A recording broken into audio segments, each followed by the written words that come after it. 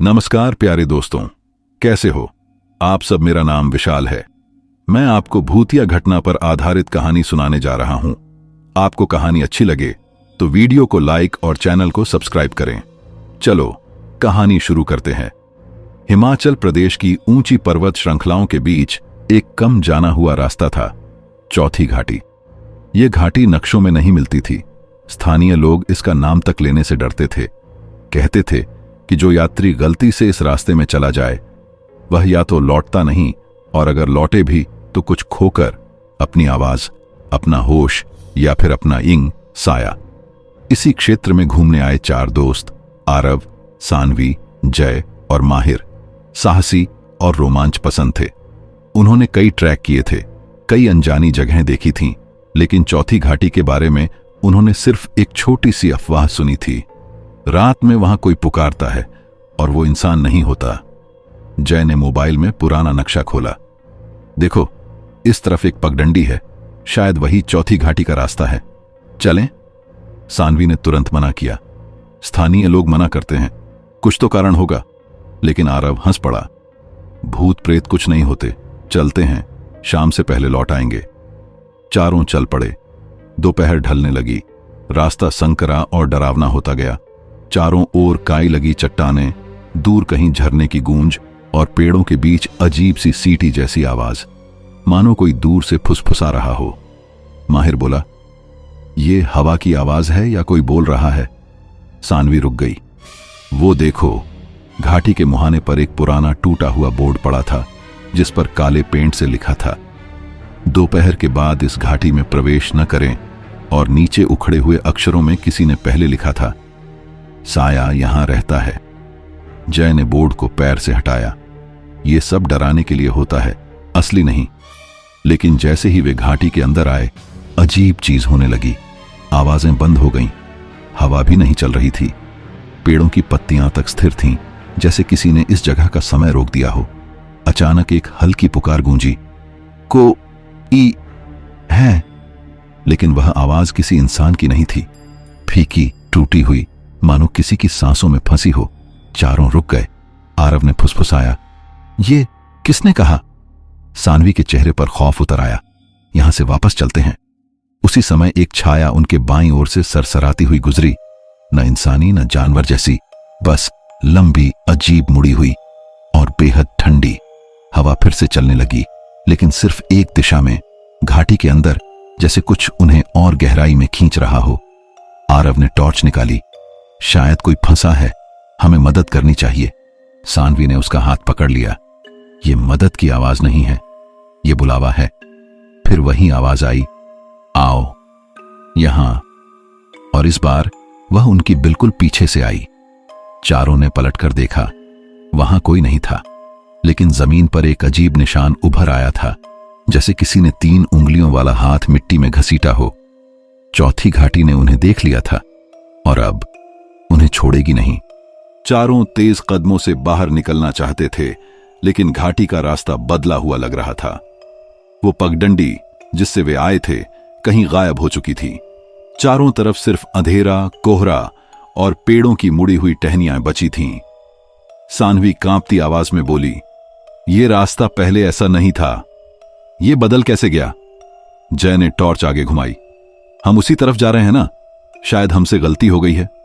पर जैसे ही रोशनी आगे पड़ी, उन्हें कुछ दिखा। एक इंसान जैसा आकृति, पर उसका रूप बुरा था। वह खड़ा नहीं था, टेढ़ा था, जैसे उसकी हड्डियां गलत दिशा में जुड़ी हों। उसका चेहरा गहरे साए में छिपा था। वो हिल भी नहीं रहा था, सिर्फ देख रहा था। सानवी चीख पड़ी, लेकिन अगले ही पल वह आकृति हवा में घुल गई। सिर्फ सरसराहट बाकी रह गई। माहिर ने डर के मारे आरव का हाथ कसकर पकड़ा। वो आदमी था या कुछ और? आरव खुद कांप रहा था। चलो, तेज चलो, यहां रात होने से पहले निकलना होगा। लेकिन घाटी मानो उनकी हर हरकत देख रही थी। जैसे जैसे वे आगे बढ़ते, उनके पीछे किसी के नंगे पैरों के निशान उभरते जा रहे थे, लेकिन कोई दिखाई नहीं दे रहा था। धीरे धीरे सूरज ढलने लगा और अंधेरा तेजी से छा गया। अचानक किसी ने जय का नाम लिया, धीमे टूटी आवाज में। जय रुक गया। किसने बोला? कोई जवाब नहीं, पर आवाज इतनी पास थी कि जैसे किसी ने उसके कान पर धीमे से फूंक मारी हो। सानवी लगभग रो पड़ी। यह आवाज हमारी नकल कर रही है, ये इंसान नहीं है। घाटी के बीचों बीच उन्हें एक बीच से टूटे हुए पेड़ का तना मिला, जिस पर कुछ खरोंचा हुआ था। कई नाम, कुछ धुंधले, कुछ साफ, और अंत में 4 नए नाम। आरव, सानवी, जय, माहिर। चारों के दिल धक से रह गए। माहिर धीरे से बोला, ये हमारे नाम यहां कैसे आए? आरव ने पास जाकर देखा। लिखावट अभी गीली थी, जैसे कोई इन्हें अभी अभी लिख कर गया हो। और तभी पीछे से पत्तियां दबी आवाज में टूटी। कोई उनके बहुत पास था, चल नहीं रहा था, रेंग रहा था। आरव ने टॉर्च उस ओर घुमाई और रोशनी पड़ते ही काले धुएं जैसी आकृति पेड़ के पीछे खिसक गई। लेकिन वह दिख चुकी थी और वह इंसान नहीं थी। घाटी अब शांत हो गई, बहुत ज्यादा शांत, जैसे कोई इंतजार कर रहा हो। अंधेरा पूरी तरह उतर चुका था। टॉर्च की रोशनी ही उनकी एकमात्र उम्मीद थी। माहिर ने कांपते हुए कहा, हमें एक जगह रुककर सुबह होने का इंतजार करना चाहिए।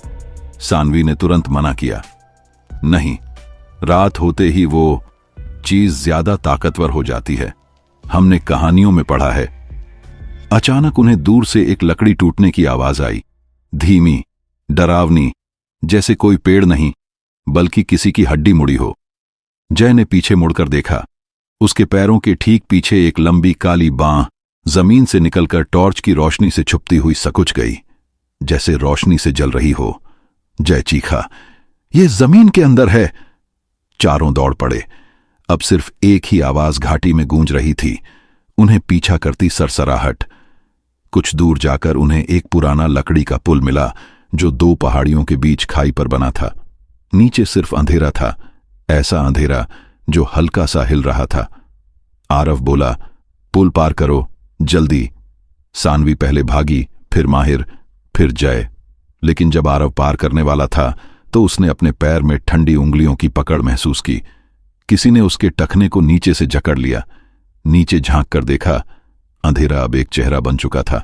आंखें नहीं, बस 2 खाली गड्ढे, और मुंह इतना बड़ा कि किसी को पूरा निगल सकता था। आरव चिल्लाया, मुझे खींचो। जय और माहिर ने उसे पकड़ा और जोर लगाया। कुछ सेकंड तक दानवी शक्ति उसे नीचे खींचती रही, फिर अचानक पकड़ छूट गई। लेकिन वह आवाज, घाटी हिल गई। तुम अब मेरे हो। आरव कांप गया। उसकी टांग पर स्पष्ट निशान थे, 3 उंगलियों की जलन, जैसे कोई उसे जला गया हो। सानवी बोली, ये हमें छोड़ने वाली नहीं है, ये परछाई नहीं, भूखी चीज है। जैसे ही वे आगे बढ़े, पेड़ अपने आप हिलने लगे, मानो किसी अनदेखी हवा में झूम रहे हों। पर उनमें से किसी की छाया जमीन पर नहीं पड़ रही थी, जैसे कुछ उनकी छाया चुरा चुका हो। कुछ दूर उन्हें एक गुफा दिखी। जय बोला, शायद अंदर सुरक्षित होगा। लेकिन जैसे ही आरव ने गुफा में कदम रखा, दीवारों पर हजारों हाथों के निशान दिखाई दिए, कुछ छोटे, कुछ बड़े, कुछ इंसानी। पर कुछ हाथों में उंगलियां ही नहीं थीं, सिर्फ लंबे नुकीले खंभों जैसे निशान। अचानक उन्हें पीछे से गुर्राहट सुनाई दी, धीमी, खुरदुरी। और उससे पहले कि वे पलटते, गुफा के अंदर अंधेरी दीवार पर एक लंबी परछाई उभर आई। वह उनकी परछाई नहीं थी, वह किसी और चीज की थी, और वह धीरे धीरे उनकी ओर बढ़ रही थी। वे गुफा के सबसे अंदर भागे। अंधेरा इतना गहरा था कि टॉर्च की रोशनी भी उसे पूरा भेद नहीं पा रही थी। माहिर ने डरते हुए पूछा, ये जगह किसकी है? सानवी को दीवार पर कुछ उभरा हुआ दिखा। उसने टॉर्च लगाई। वहां पेंट नहीं, खून से बना एक पुराना चिन्ह बना था, 3 मुड़ी हुई लाइनों का चिन्ह, जो किसी पंजे जैसा लगता था। आरव ने कहा, यह वही निशान है जिसने मेरी टांग पकड़ी थी। अचानक गुफा में कहीं से सैकड़ों फुसफुसाहटें गूंज उठीं। ये इंसानों की चीखें लग रही थीं, बहुत पुरानी, बहुत टूटी हुई, मानो यहां फंसी हुई आत्माएं लगातार कुछ चेतावनी दे रही हों। चारों एक दूसरे से सटकर खड़े हो गए। अचानक गुफा का अंधेरा हिलने लगा, मानो दीवार से निकलकर कोई आकार ले रहा हो। और फिर वह नजर आया, चौथी घाटी का साया। वह इंसान जैसा नहीं था, उसके शरीर के हिस्से गलत दिशाओं में मुड़े थे। आंखें नहीं थीं, पर चारों को घूर रहा था। उनकी सांसों से उनकी गर्मी से, उनके डर से। और फिर वह बोला, आवाज कांच घिसने जैसी, तुमने हाँ कहा था? सानवी फुसफुसाई, हमने क्या हाँ कहा? साया हंस पड़ा, दूर गहराई से आती भयावह हंसी। जब तुम घाटी में आए, तुमने मुझे देख लिया। अब तुम मेरे साए हो। गुफा की जमीन में हलचल हुई।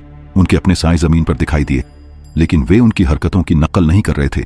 उनके साए अलग खड़े थे, अलग हिल रहे थे, अलग जी रहे थे।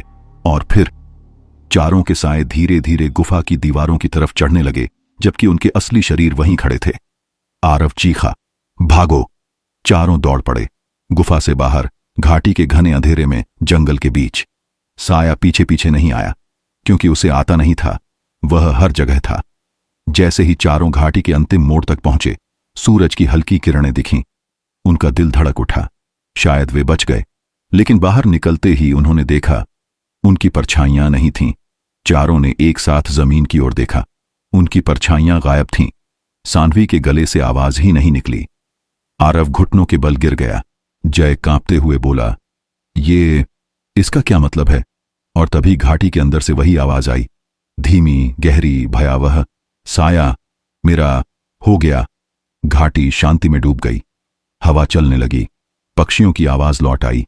चारों बाहर निकल आए थे शरीर से, पर उनका साया चौथी घाटी में हमेशा के लिए कैद था।